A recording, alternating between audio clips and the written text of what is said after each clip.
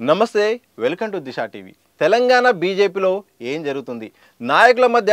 ఎవరికి వారే యమునా తీరైనట్టుగా పరిస్థితి ఉందంటే అవుననే సమాధానం వినిపిస్తుంది తాజా పరిణామాలను బట్టి చూస్తే ఎందుకంటే తెలంగాణ రాష్ట్రంలో ఇటు అసెంబ్లీలో ఇటు పార్లమెంట్లో చెరి 8 స్థానాలను ప్రజలు బీజేపీకి ఇచ్చారు దీంతో ఇక బీఆర్ఎస్ను పక్కకు పెట్టి బీజేపీ ఇక్కడ ప్రధాన ప్రతిపక్షంగా పోరాడుతుంది అలాగే కాంగ్రెస్ను ఇరుకున పెడుతుంది ఎలాగో కేంద్రంలో అధికారంలో ఉంది కాబట్టి ఆ బలం కూడా ఇక్కడ బీజేపీకి తోడైందని కూడా చాలామంది రాజకీయ నాయకులు అలాగే విశ్లేషకులు కూడా చాలామంది చెప్పారు కానీ అందుకు భిన్నంగా బీజేపీ తీరు ఉంటుందన్నది తాజాగా వార్తలు వినిపిస్తున్నాయి ఎందుకంటే ఇటు బీఆర్ఎస్ పార్లమెంట్ ఎన్నికల తర్వాత కాస్త డీలా పడింది బీఆర్ఎస్కు 0 స్థానాలు ఇచ్చి ఏకంగా సగానికి సగం 17 స్థానాల్లో ఏకంగా అధికార పార్టీకి సమానంగా 8 పార్లమెంటు స్థానాలను అయితే బీజేపీ కైవసం చేసుకుంది దీంతో ఇక చాలా బలం తెలంగాణలో ఏర్పడింది సో ఇక పెద్ద ఎత్తున ఇంకా బీజేపీ ఎదుగుతుంది భవిష్యత్తులో అధికారంలో రావడానికి ఇదొక బెంచ్ మార్క్ అని కూడా చాలామంది ఊహించారు కానీ అందుకు భిన్నంగా బీజేపీ వ్యవహరిస్తుందనేది ప్రధానమైన చర్చ బీఆర్ఎస్ సున్నాకు పడిపోయినా మళ్ళీ దూకుడుగా వ్యవహరించి ఏ చిన్న అంశాన్ని కూడా వదిలిపెట్టకుండా రాజకీయం చేస్తుంది ప్రజల్లో ఉండేలాగా బీఆర్ఎస్ చర్చ వచ్చేలాగా మాత్రం బీఆర్ఎస్ విధానాలు ఉంటాయి ఇటు హరీష్ రావు అయితుంది ఇటు కవిత అయితుంది కేటీఆర్ అయితుంది బీఆర్ఎస్ సంబంధించిన ఏ నేతలైనా ఎక్కడ ఇష్యూ జరిగినా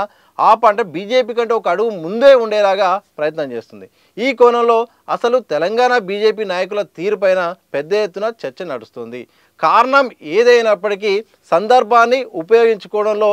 బీజేపీ విఫలమవుతుందన్నది ప్రధానమైన అంశం మరోవైపు అధిష్టానం కూడా ఈ విషయంలో సీరియస్గా ఉందట ఎందుకంటే ఇప్పటికే దేశంలో అధికారంలో ఉంది ఇటు దక్షిణాది పైన దృష్టి పెట్టాలని కేంద్రం ఎప్పటి నుండో చూస్తుంది ఎప్పటికైనా దక్షిణాది పైన బీజేపీ కైవసం చేసుకోవాలి ఈ రాష్ట్రంలో అధికారం రావడం అనేది బీజేపీ కేంద్ర పార్టీ ఉద్దేశం కానీ అందుకు అనుగుణంగా ఎన్ని అడుగులు వేసినా కానీ రాష్ట్ర బీజేపీలో మాత్రం చలనం రావట్లేదనేది కూడా కేంద్రం యొక్క ఆలోచన అలాగే తెలంగాణ రాష్ట్రంలో జరుగుతున్న తాజా పరిణామాల పట్ల కూడా బీజేపీ వ్యవహరిస్తున్న తీరుపైన కూడా సొంత పార్టీ నాయకులు అలాగే కేడర్లో కూడా నిరుత్సాహం ఉంటుందని కూడా తాజా పరిణామాలను బట్టి చూస్తుంటే తెలుస్తోంది ఎందుకంటే ఒకవైపు కాంగ్రెస్ చాలా హామీలు ఇచ్చింది సంవత్సరం పాలన పూర్తి చేసుకున్నది ఇటు 6 గ్యారంటీలు ఇచ్చింది అలాగే ఈ హామీలను ఇంకా చాలా నెరవేర్చాల్సిన అంశం ఉంది ఈ నేపథ్యంలో బీజేపీ ప్రజల్లోకి వెళ్ళి ఎండగట్టే ఒక అవకాశాన్ని పూర్తి స్థాయిలో వినియోగించుకోవట్లేదనేది ప్రధానమైన ఆరోపణ దీనికి బీఆర్ఎస్ పదే ప్రతి అంశాన్ని వదిలిపెట్టకుండా ఇటు బీఆర్ఎస్ ముందుకెళ్తుంటే మరోవైపు బీజేపీ మాత్రం ఎందుకో వెనకడిగేస్తుంది ఒక ప్రధానంగా ఉండే ఒక 2-3 నేతలు తప్ప మిగతా నేతలు మాత్రం ఎందుకో సైలెంట్గా ఉంటున్నట్టు కూడా వార్తలు వినిపిస్తున్నాయి ఇక పార్టీ అధ్యక్ష పదవి గురించే చాలామంది లాబింగ్ చేసుకుంటూ అదే పనిలో ఉంటున్నట్టు కూడా మరోవైపు చర్చ ఇటు ఢిల్లీకి వెళ్ళి పెద్దలతో మాట్లాడుకోవడం లాబింగ్ చేయడం నేను అధ్యక్ష రేసులో ఉండాలని చెప్పే కోసం దానికోసమే లక్ష్యంగా పెట్టుకుని కొంతమంది అదే పనిలో ఉండడం మరికొంతమంది ఈ యొక్క అంటే సర్కార్ను టార్గెట్ చేస్తూ సర్కార్ చేస్తున్న విధానాలను ఒక ప్రతిపక్ష పార్టీగా విమర్శించి ఏకంగా ప్రజల్లోకి తీసుకెళ్లడంలో ఇక్కడ నేతలు అలాగే పార్టీ తీరు కూడా అంత అనుకూలంగా లేదనేది కూడా ప్రధానమైన వాదన ఈ నేపథ్యంలో ఎన్నో అంశాలు ఉన్నాయి మరోవైపు బీజేపీకి ఒక వెంటాడిన ఒక సమస్య ఏంటంటే పార్లమెంట్ ఎన్నికల ముందు బీఆర్ఎస్ ఒక ప్రచారం చేసింది డైరెక్ట్గా ఇండైరెక్ట్గా కూడా మేము నెక్స్ట్ బీజేపీతో కలిసి కలవబోతున్నాము ఆ కూటమిలో చేరబోతున్నాము తెలంగాణలో ఇట్లా బీజేపీ బీఆర్ఎస్ ఒక్కడైనట్టుగా ఒక ప్రచారం చేసింది ఈ నేపథ్యంలో బీజేపీలోకి బీఆర్ఎస్ నేతలు చేరికలు చాలా ఉండాల్సిన నేపథ్యంలో కూడా ఇక రెండు ఒక్కటే అన్న తీరుతో ఒక్కసారిగా చేరికలు కూడా బ్రేక్ పడింది ఇది చాలా దెబ్బ పడింది బీజేపీ ఒక ప్రతిపక్ష పాత్ర పోషించాల్సిన సందర్భంలో బీఆర్ఎస్ బీజేపీ ఒక్కటే అన్న ప్రచారం చాలా మైనస్ అయిపోయింది ఇక చేరికలకు బ్రేక్ పడింది మరోవైపు ఇక బీఆర్ఎస్ దూకుడు వేస్తుంది అసలైన బలం బీజేపీ ఉంది ఎందుకంటే కేంద్రంలో బీజేపీ అధికారంలో ఉంది కావాల్సినంత అన్ని రకాలుగా అవకాశాలు ఉన్నాయి మరోవైపు మరో అంశంలో కూడా తెలంగాణ బీజేపీ విఫలమైందని ఒక చర్చ నడుస్తుంది ఏంటంటే కేంద్రం నుండి ఎన్నో పథకాలు ఎన్నో నిధులు తెలంగాణ రాష్ట్రానికి వచ్చినప్పటికీ అవి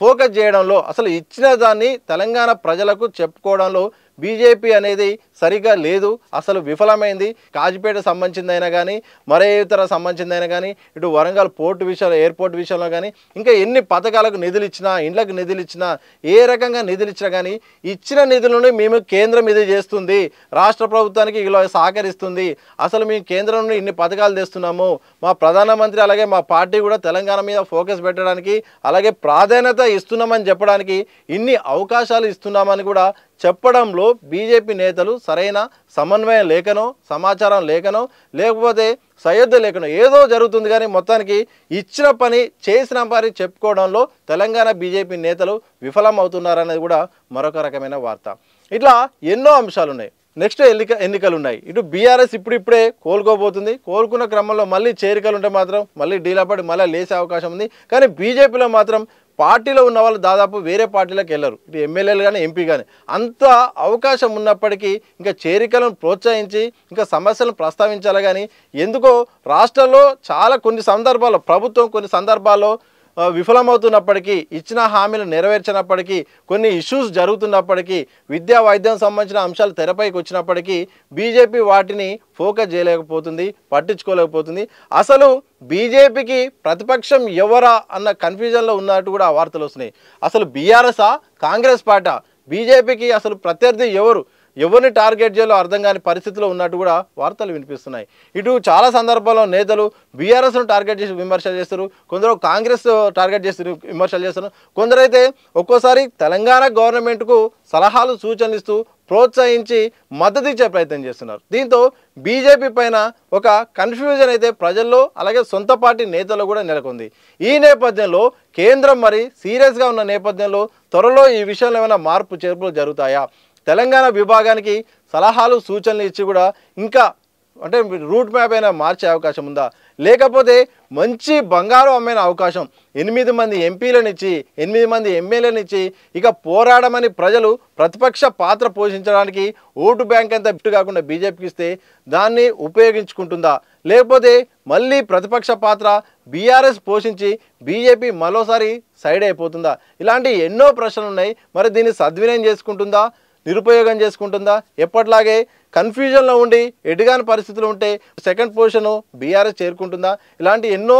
ప్రశ్నలు అయితే ఉన్నాయి. దానికి ఏం సమాధానం చెప్తుంది, మరి బీజేపీ బయటపడుతుందా, ఎప్పటిలాగా ఉంటుందా అని మాత్రం చూడాలి మరి.